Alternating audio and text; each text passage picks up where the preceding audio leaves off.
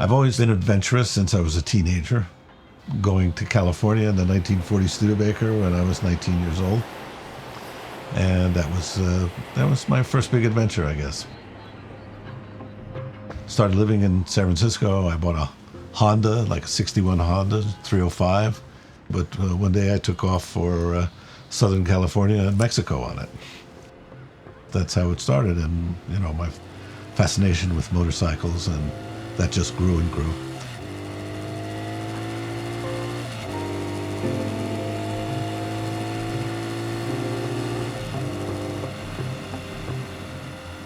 My work has just taken me everywhere, from the White House Oval Office to the worst of the homeless shelters.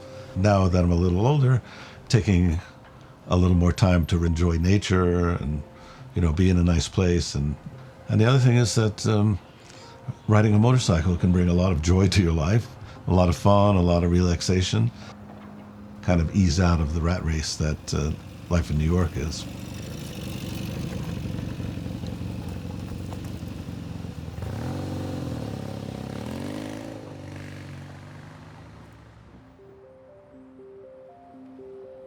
One day I was back in New Jersey from California in 1968, and a friend had a Norton Atlas, which was a formidable machine, and he let me take it for a ride, and I was sold. That's it. I said, I got to do this. So I started saving money, and eventually I went to London. I ordered it before, and I got to London, and I bought this 1970 Norton Commando. Hello, Hugh. Hey, Alan, how you doing, man? It's nice to see you again. Yeah, long time, huh? It's been a while, yeah. What's going on? Well, living overseas in Portugal a lot of the time. That's why I don't see you so much, huh? Yeah, but my bike is still running very well. And oh, it is? Good. Yeah, good. we keep it upstate.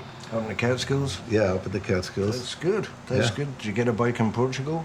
Not yet, but I'm thinking of getting like a Royal Enfield over there. Very cool. Well, you need a Norton over there. You should buy this one. Okay. Ship it over. I love it. I'm guessing a 1970. Yeah, right around there. Because my 1970 had the halo on the headlight as well. Yeah. It's something that gets in your blood. It really never goes away, despite either getting burned on the exhaust pipe or even crashing and winding up in the emergency room. It's something that is so fulfilling in many ways. This is a photo of me on my first Norton, taken in Brighton, England in 1970. I had bought the bike brand new for $980 in London, and I rode to Brighton, I rode to Bath, I stayed with friends in Brighton, then I went back to London, and from there I took off to Paris, and stayed in Paris, and from there rode through France, down over the Pyrenees to Barcelona, rode back, same way, back to London, and had the bike shipped here. And I had it for 3 years until one day I was riding in Brooklyn near my home, and some guy went through a red light and knocked the bike out from under me. I was lucky I didn't lose my leg, but the bike was totaled, and that was the end of my first Norton. Every bike I've owned has put me in the hospital. And this photo is 2016, when we rebuilt the Norton, which was a basket case, and I have photos of that, and also the bike being rebuilt. But Fumi, who was the chief mechanic here, and Hugh, with the bike when I went to get it after the project was completed. Bikers, if you look at photographs going back to the earliest bikes and then to the 20s and 30s and 40s, motorcycles have a definitely very high cool factor.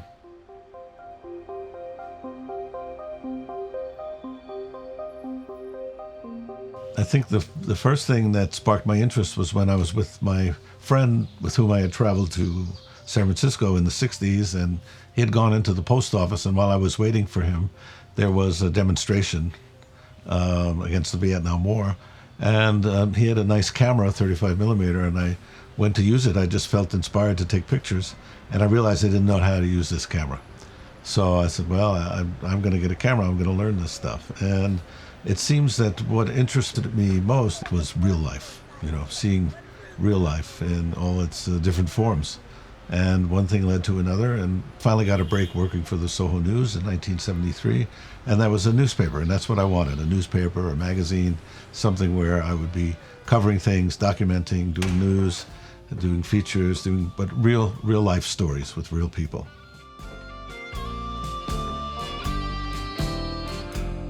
In the early 70s, I used to ride my Norton Commando, my 70 Roadster, from Brooklyn and hang out here in Soho in the evening and drink right at this bar. And I noticed this pile of newspapers on top of the cigarette machine, and it was called the Soho Weekly News. And I looked through it, and at that time I was looking for work as a photographer, professional photographer. From there, I called the publisher, and I made an appointment to go see him. I went, I brought my portfolio, which was kind of rudimentary then, but I did have a photograph in it of Jimi Hendrix that I had taken in 1968 in San Francisco. And the publisher, whose name was Michael Goldstein, flipped through the portfolio, and then he stopped at that picture of Hendrix, and he said, "Yeah, you know how to take pictures. I'm giving you an assignment." And I walked out of his office and I just went, yes, this is it. I knew somehow that this little break, a $5 picture assignment, was what I had been waiting for and working towards for a long time.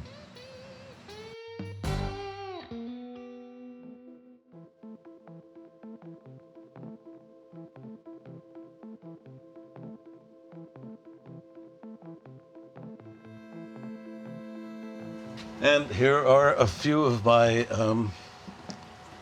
greatest hits that I have on the wall. James Brown jumping on Broadway. This shot of the Rolling Stones, which I took at a club called Danceteria in 1980. Bob Marley, one of my favorite artists, and his shows were just so unbelievable. The mood, the feeling at his performances was just incredible.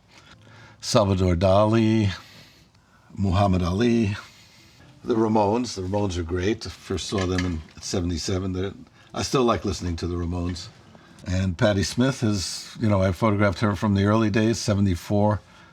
John Lennon with his band in 1975. That was actually what would turn out to be, sadly, his last public performance. There are certain things that I, let's say, covered as a photojournalist, which were really world-shattering events and that initiated great change. Whether it was like the Philippine Revolution, where they threw out Fernando Marcos, the end of apartheid in South Africa, the release of Nelson Mandela from prison, Arab-Israeli conflict in the Middle East, 9/11 here, where the Twin Towers of the World Trade Center were destroyed by terrorists. All of these things were major events and that I witnessed and documented, and they were things that definitely changed the world in significant ways. I'm at the firehouse on Duane Street, which was the original firehouse for firefighter Tim Duffy, whom I photographed on September 11, 2001. He was arriving at Ground Zero on his Harley Davidson right after the first tower collapsed. He had come from his home in Staten Island, ridden to Brooklyn, where his firehouse at the time was, and I photographed him riding down Broadway on his Harley while the street was just filled with all the debris and dust from the first tower collapse. So that photo has been seen all over the world. It's become an iconic image of 9/11. And I've become friends with Tim. I met him a few months after that. And we've done some other stories together, like the health effects of 9/11. And we're still in touch. He still rides that Harley.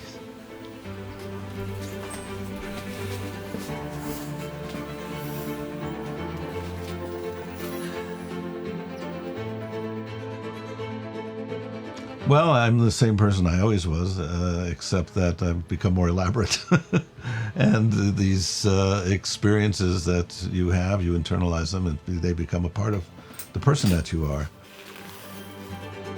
I always believe in improvement, and I try to improve what I do and try to become a better human being and also a better photojournalist and an artist. Try to keep my health the same, which is pretty good. And optimism about the future. And despite being older, I feel optimistic about the future.